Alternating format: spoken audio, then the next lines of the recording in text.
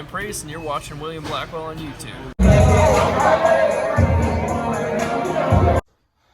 Alright, here we're going to talk about the Tennessee Titans and the Baltimore Ravens game. I'm a Minnesota Viking fan, but when it comes to AFC football, I'm a Tennessee fan. I've been to more Tennessee Titans games than any other team, so I kind of got to root for them if the Vikings aren't in it, but whatever.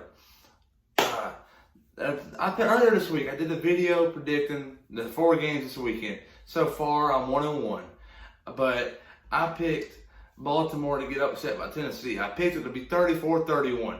But obviously, it wasn't that close. It was a blowout. Tennessee blew them out the frame.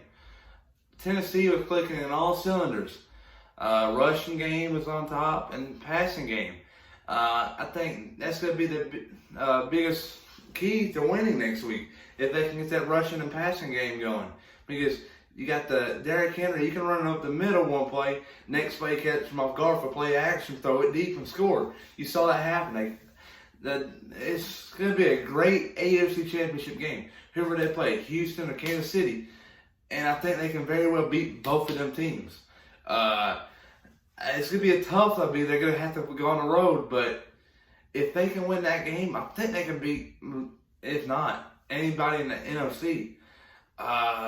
It's going to be interesting, but there's one thing I realized at the end of this game. The Tennessee Titans started letting off the gas pedal at the end. They were letting Baltimore drive down their throats at the end, which kind of worried me, but if they can fix that, I think they'll be in a good position.